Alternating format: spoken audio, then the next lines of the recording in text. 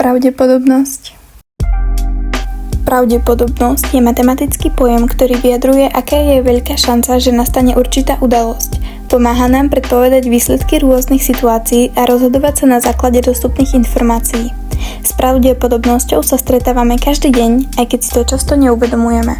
Jednoduchým príkladom je hod mincov.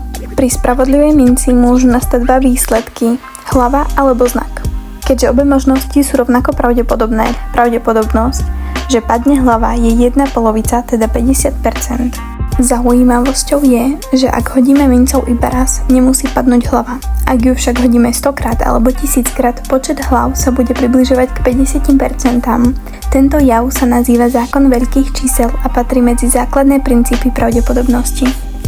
Ďalším príkladom je hod hracou kockou. Kocka má 6 strán označených číslami od 1 do 6. Ak chceme zistiť pravdepodobnosť, že padne číslo 6, vydelíme počet priaznivých možností počtom všetkých možností. Výsledkom je 1/6, čo predstavuje približne 16,7%. Pravdepodobnosť sa však nepoužíva iba pri hrách. Meteorológovia ju používajú pri predpovedi počasia, poisťovne pri určovaní rizik a vedci pri vyhodnocovaní výskumov. História pravdepodobnosti. Prvé základy pravdepodobnosti vznikli v 17. storočí. Matematici sa snažili riešiť problémy spojené s hazardnými hrami a zistili, že výsledky možno matematicky predpovedať. Pravdepodobnosť je dôležitý matematický nástroj, ktorý nám pomáha odhadovať šance rôznych udalostí.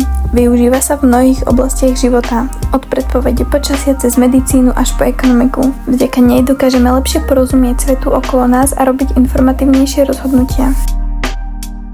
Ďakujem za vašu pozornosť.